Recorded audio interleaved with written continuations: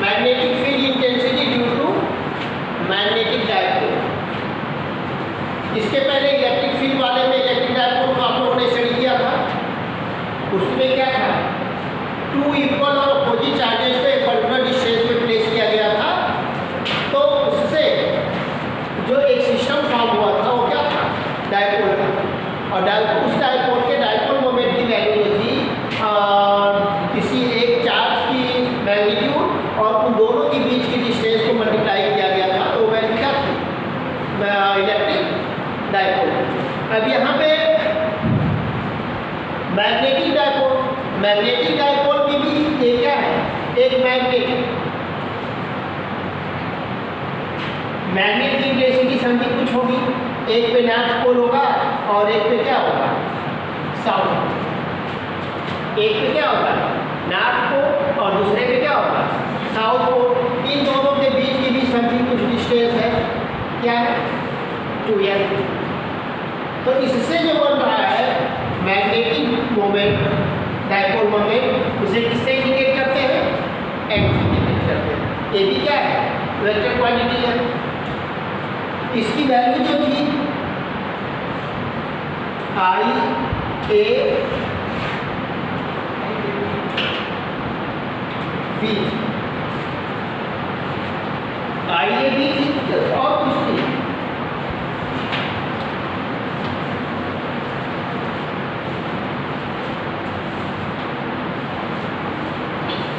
IA थी, केवल IA थी। सिंगल लूप के लिए जो दिखाया गया था, एक सिंगल लूप के लिए था, तो ये वैल्यू क्या थी, I इंटू ए, जो इससे करंट फ्लो हो रही थी IA, और इसकी क्रॉस सेक्शन एरिया जो थी वो थी A, B नहीं था। ठीक, अगर उसमें नंबर ऑफ टर्म क्या है, n है, तो उस कंडीशन में ये वैल्यू हो जाएगी NIA। और मैग्नेटिक फील्ड हमेशा नॉर्थ से क्या होती है, साउथ की होती है। किधर होती है, नॉर्थ से साउथ की, मतलब नॉर्थ की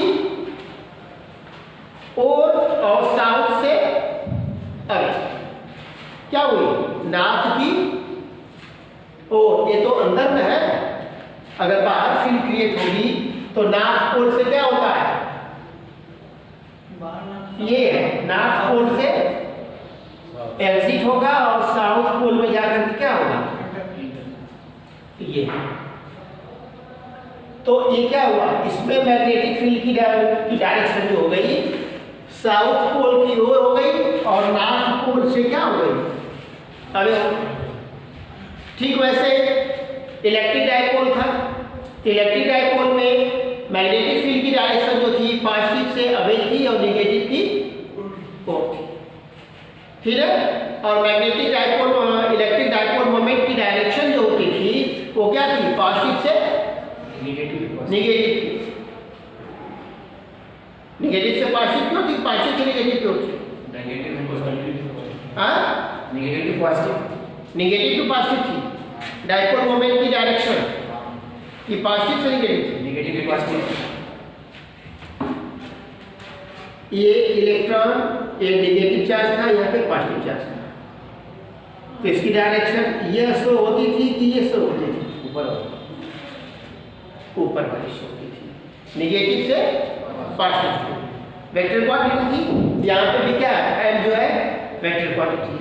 तो बार मैग्नेट को रखा गया, तो ये क्या करेगा, एज ए मैग्नेटिक डायपोल दिया करेगा। इसमें भी इसके एक्सिस के और इसके एक्सिस के perpendicular, that means axial position और इक्वेटोरियल पोजीशन में मैग्नेटिक फील्ड की इंटेंसिटी को क्या करना है, कैलकुलेट करना है। तो इस बुक में उसका डेरिवेशन नहीं, एनसीईआरटी में देखिए क्या इसका डेरिवेशन दिया नहीं, इसका डेरिवेशन दिया है, मेरे ख्याल से सिलेबस से भी इसका डेरिवेशन नहीं।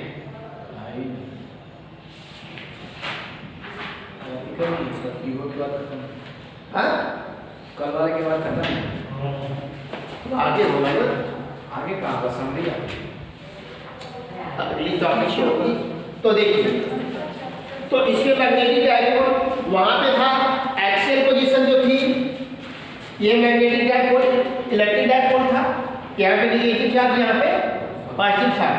तो एक्सिस हम किधर लेते थे,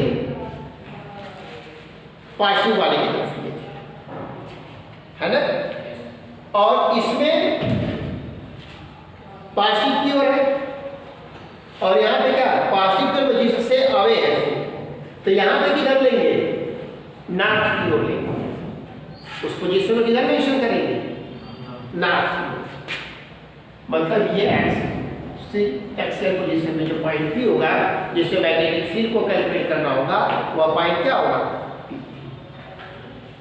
जो एक्सियल पोजीशन में जो डेरिवेशन किया गया वहां पे, और इसके अकॉर्डिंग अगर आपको इससे अवे नॉर्थ की ओर कह दे या साउथ की ओर कर दे, तो उस कंडीशन में फॉर्मूला जो होगा वह चेंज हो जाएगा, वह सेम वही नहीं रहेगा। तो इस कंडीशन में इस पॉइंट पे जो मैग्नेटिक फील्ड B की वैल्यू जो है, इलेक्ट्रिक फील्ड जो थी क्या थी, K 2P अपन R स्क्वायर क्यूब था, R cube minus L cube, यही था, और भी कुछ था, आर क्यूब नहीं, R क्यूब किसमें था, जब उसको शो किया गया था, जब उसको शो किया गया था यहाँ पे हटा करके वेक्टर के फॉर्म में जब दिया गया था उसको, तब क्यूब था। वैसे क्या था, यहाँ पे स्क्वायर था, R square minus L square. जब शो किया गया था कि R जो है लेस देन है, अरे L जो है लेस देन R है, तो R स्क्वायर लेस देन जब होगा, ये क्या कर दिया जाएगा, निगलेक्ट कर दिया जाएगा। तब इसकी वैल्यू जो हुई थी K into 2P upon R square थी, और यहाँ पे यूनिट वेक्टर, ठीक, यूनिट वेक्टर उसके पावर 3/2 रहता है। हाँ, नीचे वाला जो उसके पावर 3/2 ये क्यों वाला लास्ट में 2 से ऊपर 3/2 इक्वेटोरियल पोजीशन में था, सब लेकिन क्यूब रहेगा, लास्ट में 2 से ऊपर जाता है, लास्ट में आर क्यूब आता है।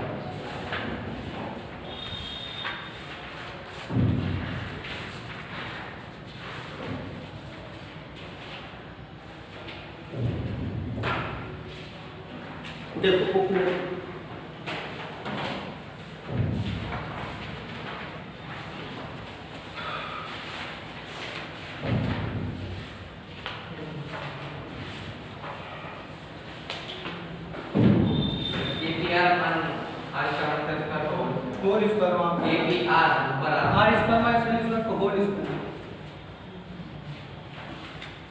कितना माइनस कितना का होल स्क्वायर,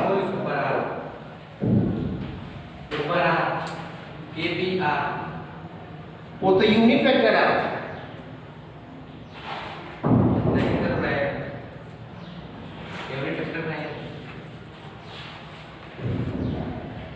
एक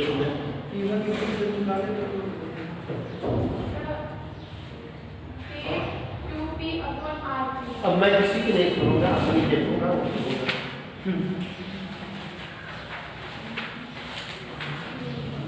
Equatorial position, axial position.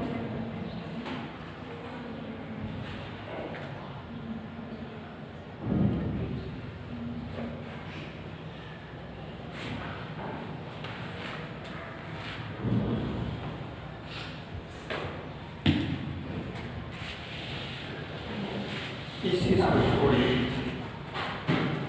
उसकी डेरिवेशन जब किया गया था, तो डेरिवेशन में जो डिस्टेंस थी, यहाँ से यहाँ तक की डिस्टेंस क्या थी, यहाँ पे नेगेटिव चार्ज, यहाँ पॉजिटिव चार्ज, ये पॉइंट पी, ये डिस्टेंस थी r प्लस एल, यह डिस्टेंस थी r माइनस एल। डिस्टेंस में स्क्वायर था और इसमें पॉजिटिव की ड्यू टू फील्ड इस डायरेक्शन में थी, निगेटिव ड्यू टू फील्ड इस डायरेक्शन में थी। अब यह डिस्टेंस कम थी, ये डिस्टेंस ज़्यादा, तो जो वैल्यू थी ये E due to positive charge और E due to negative charge, ये ग्रेटर थी और ये क्या थी, स्मॉलर वैल्यू थी। तो इन दोनों का स्क्वायर था, तो इस डिस्टेंस का स्क्वायर किया गया, एलसीएम लिया गया, तब फिर वो value I R square minus L square की होल स्क्वायर। तो एलसीएम लेके जब किया गया था तो वो वैल्यू 2pqr जो वाली वैल्यू थी उससे एक वैल्यू कट गई थी, ऊपर से 2r क्या था बचा, मतलब हाँ।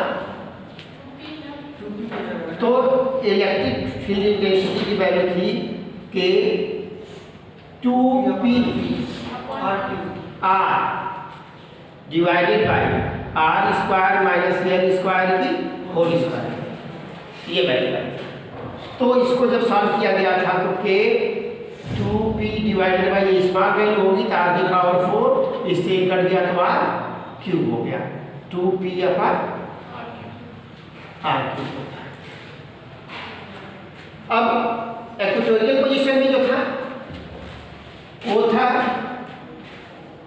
यहाँ पे मैग्नेटिक डाइपोल मोमेंट की, इलेक्ट्रिक डाइपोल मोमेंट डायरेक्शन में थी और इसके ड्यू टू ये पॉजिटिव चार्ज ये नेगेटिव चार्ज, तो यह फील्ड थी इस डायरेक्शन में, इसकी फील्ड थी इस डायरेक्शन में, तो दोनों का रिजल्टेंट जो था वो क्या था इस डायरेक्शन में, ये था।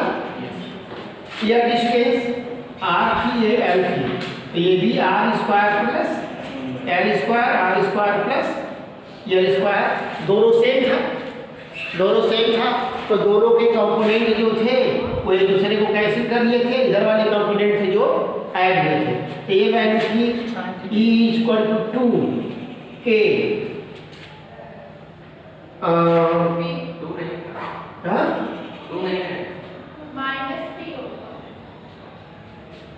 माइनस पी कैसे डायरेक्टर हमको जैसे वेक्टर फॉर्म में लिखेंगे तो वेक्टर फॉर्म में जब लिखेंगे तब तो माइनस साइन देंगे, हम यहाँ वेक्टर फॉर्म कहाँ दे रहे हैं। तो ये वैल्यू थी 2e1 cos थीटा, नहीं ये e1 cos theta plus e2 cos theta. अब यहाँ पे e1 इक्वल टू क्या था, e2 इक्वल टू e था, तो ये वैल्यू हो गई थी 2e cos थीटा, यही थी। अब e की वैल्यू जो आई थी 2k, e की वैल्यू थी कितनी,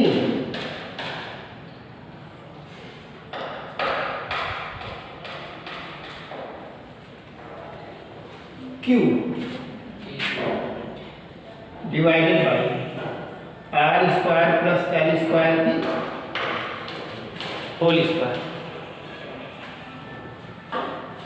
यही था। इलेक्ट्रिक फील्ड यही होता है E equal to 1/4 pi epsilon naught Q upon r square, यही वैल्यू थी। ये डबल हो गया था, डबल हुआ था ना, तो डबल वैल्यू हुई थी, तो इसमें L की वैल्यू क्या थी,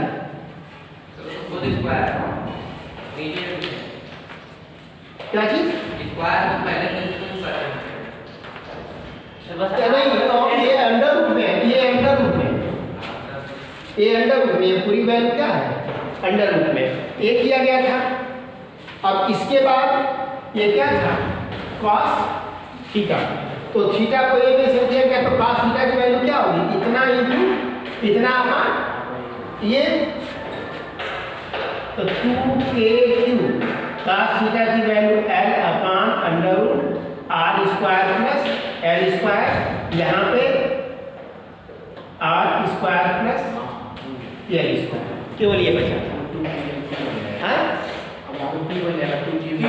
अब यहाँ पे 2ql जो था यह k p हो गया, और ये वैल्यू हो गई r square plus l square की पावर 3/2, ये 1 और ये 1/2, हुआ था ना।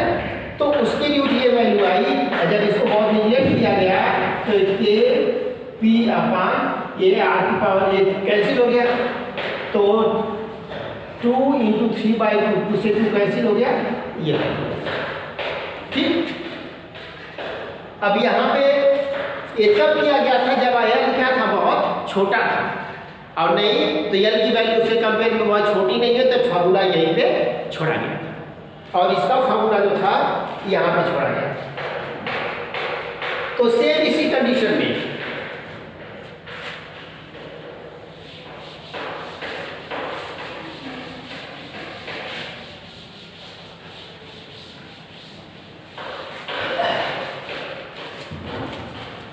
ये बायोमैग्नेट है,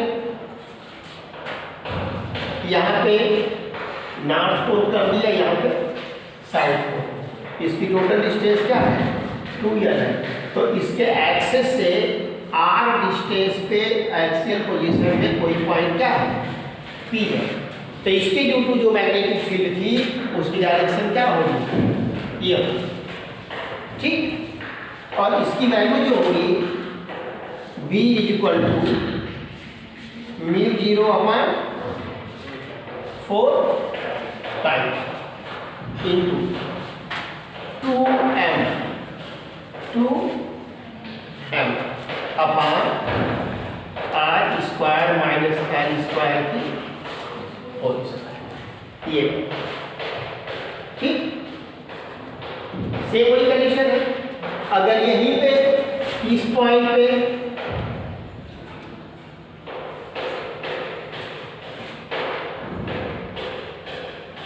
ये हो जाएगा, ये हो जाएगा, फिर इसकी कंडीशन क्या होगी, वही वाली होगी। तो इस कंडीशन में ये है इन एक्सियल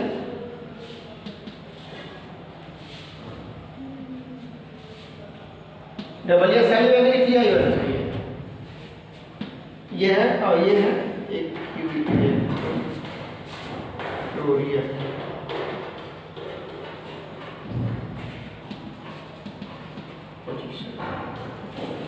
इन दोनों को एक कोई स्पेशल कंडीशन दिया है, एंड ऑन पोजीशन, और ये है broad side on position.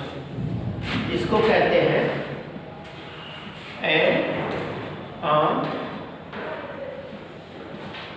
Position, इसको कहते हैं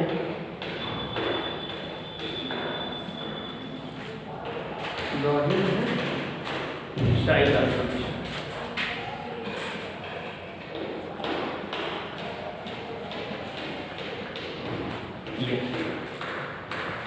अगर बाई चांस वहां पे था मैग्नेटिक इलेक्ट्रिक डाइपोल में, तो वहां पे ये वर्ड नहीं था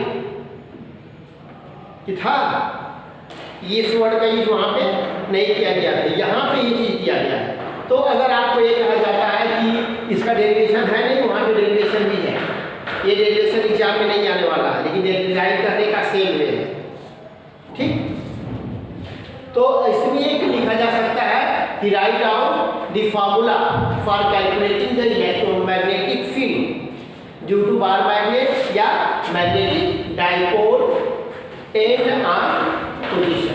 तो एंड ऑन पोजीशन को जब क्या कहेंगे, एक्सियल पोजीशन जो है वही क्या है, एंड ऑन एल्वेटोरियल पोजीशन जो है वही जो क्या है, ब्रॉड साइड पोजीशन।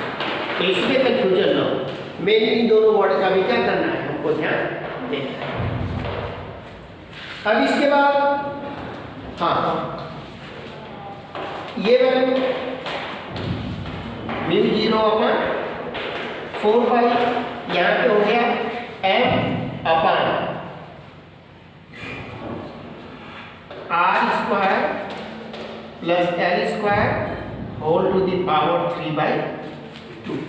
इसी फार्मूले के लिए चाहिए।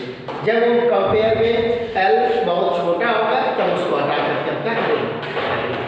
अब देखिए ये दोनों फार्मूले हैं, दोनों का डेरिवेशन ये कुछ बुक में दिया होगा इसका डेरिवेशन, लेकिन जो सिलेबस है सिलेबस के अकॉर्डिंग इस बुक में उसको नहीं दिया। अब देखिए इसी चीज को टारगेट की पोजीशन टार्क्यू को हम लोगों ने ठीक इसके पहले वाले चैप्टर में जो वर्क डन था, नहीं टार्क्यू को इससे पहले भी हम लोगों ने क्या पढ़ा। तो टार्क्यू की पोजीशन को हम लोगों ने पढ़ा था, तो वो किस कंडीशन में था, एक सिंगल लूप था उसकी कंडीशन में था, n टर्म था उसकी कंडीशन में था। लेकिन अगर हम क्या करते हैं, ये मैग्नेटिक फील्ड इसमें किसी बार मैग्नेट को क्या किया गया, प्लेस कर दिया गया, किससे भी, इसके एक्सिस से इसकी डायरेक्शन जो है वो क्या है, ठीक है। तो बार मैग्नेट जो है वहां पे एक सिंगल लूप लेके किया गया था। अगर बार मैग्नेट को लेते हैं तो इस तरह से क्या हो जाएंगे, इसमें n टर्म्स हो जाएंगे। कितने टर्म्स होंगे, n टर्म्स होंगे। n टर्म होंगे तो सब पे क्या करेगा, अगर ये लेते हैं तो इस पे भी लूप वर्क करेगा, ये भी है इस पे, तो हर एक पॉइंट पे क्या होगा, एक टार्क्यू वर्क करेगा।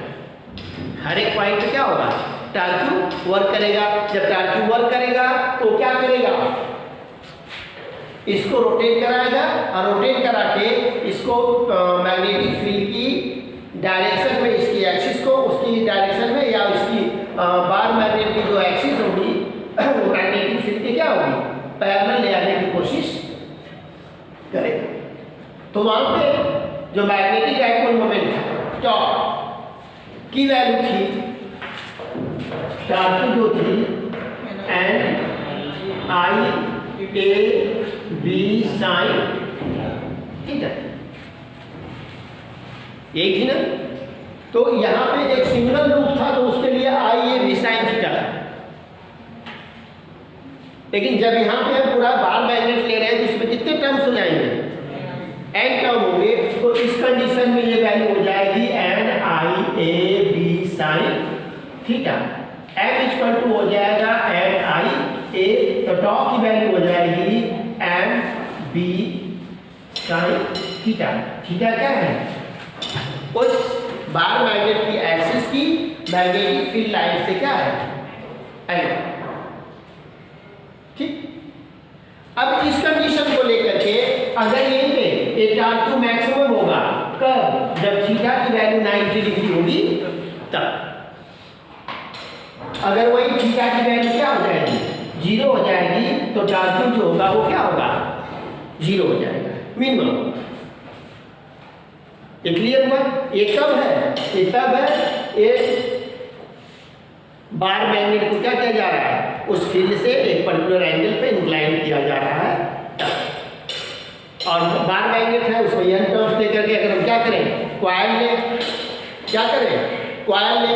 अब वहाँ पे जो हम लोग गैल्वानोमीटर को यूज कर रहे थे, मूविंग टाइप गैल्वानोमीटर और पेराइट टाइप गैल्वानोमीटर, उसमें क्या था, कोर था, बोला था ना।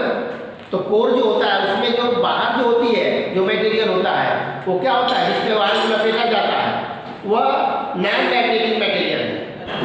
लेकिन कोर जो होता है वह क्या होता है, मैग्नेटिक होता है। इसके पहले क्लास, अभी तो इसमें नहीं बताया गया, क्लास 10th में आप लोगों ने पढ़ा था कि जब मैग्नेट कॉइल के बीच में अगर सॉफ्ट आयरन को रख देते थे तो मैग्नेटिक फील्ड की इंटेंसिटी क्या होती थी, इंक्रीज कर जाती थी।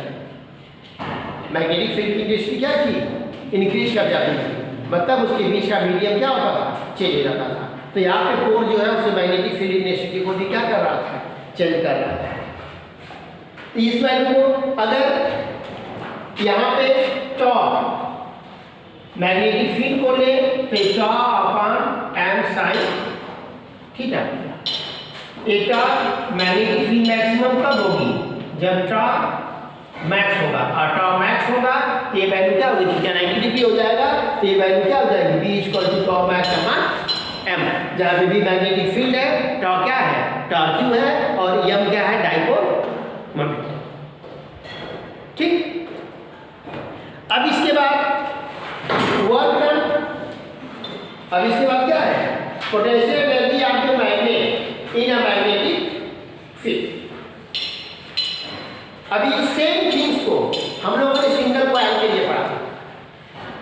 सेम थिंग्स को क्या किया गया था, एक सिंगल कॉइल के लिए पढ़ा था। तो जब सिंगल कॉइल के लिए हम लोगों ने पढ़ा था, तो जब यहाँ पे बार मैग्नेट को प्लेस किया जा रहा है उस तरह से, तो बार मैग्नेट की केस में भी क्या होगा, सेम वही चीज होगी। बार मैग्नेटिक केस में जब मैग्नेटिक फील्ड में हम क्या करेंगे, बार मैग्नेट को प्लेस करते हैं, तो इसके लिए जो वर्क डन होगा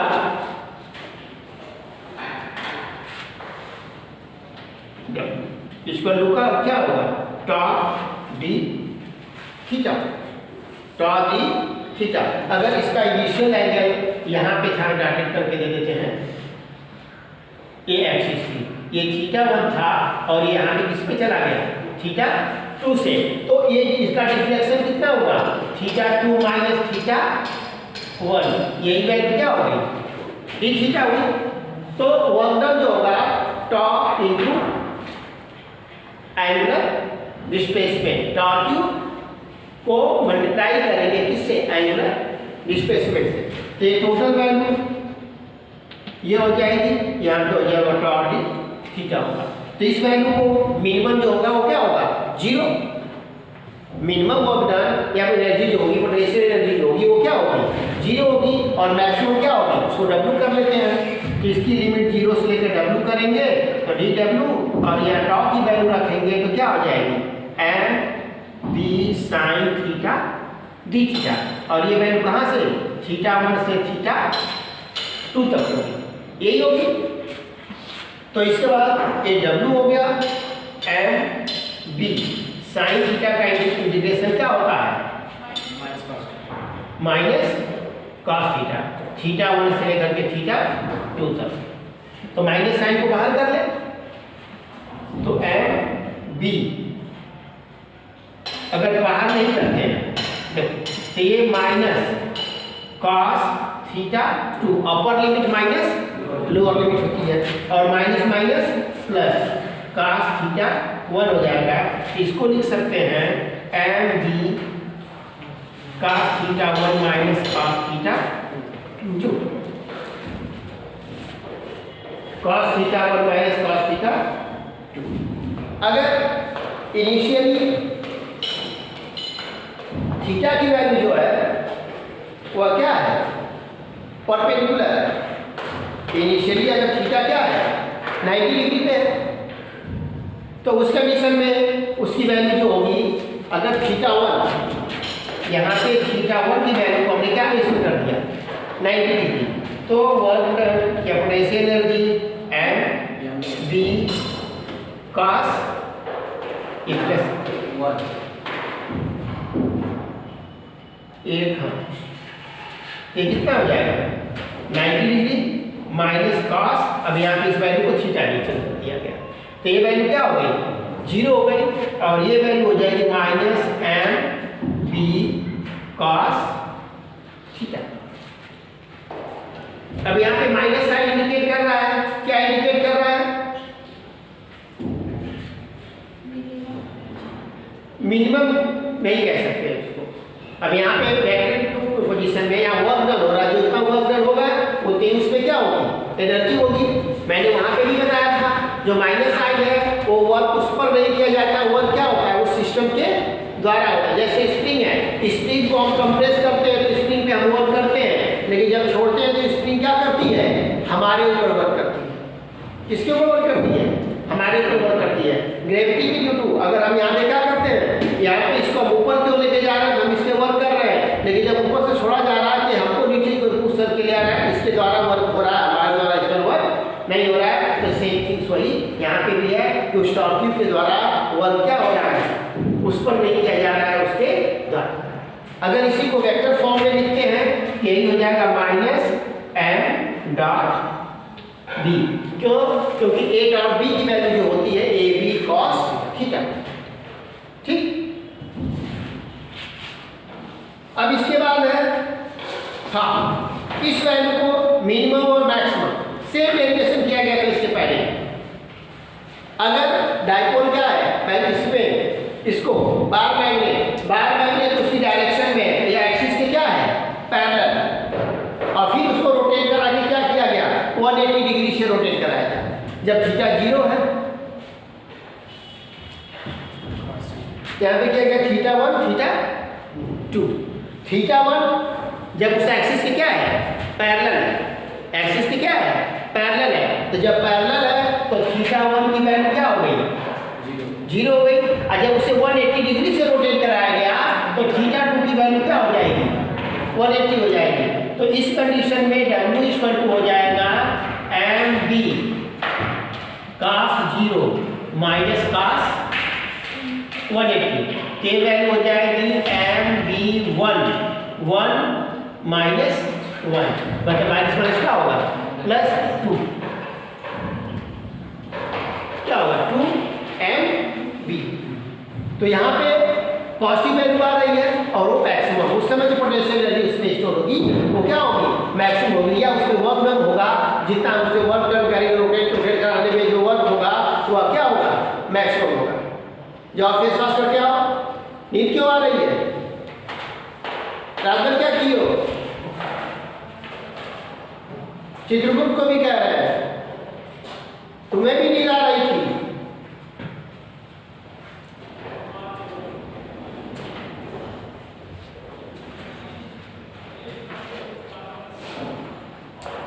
और फिर वहीं पे अगर वो क्या हो, ऑलरेडी 180 डिग्री तो हो, उसको रोटेट करा के क्या किया जाए, उसके पैरेलल, मतलब जो नॉर्थ पोल की तरफ साउथ पोल, इधर मैग्नेटिक फील्ड की डायरेक्शन में क्या है, नॉर्थ पोल है, और साउथ पोल क्या है, उसके अपोजिट में है, तब तो इसको रोटेट कराएंगे, ऐसे तो वर्क हो रहा है, लेकिन ऑलरेडी ये उल्टा होगा तो उसे क्या करेगा, खींचेगा।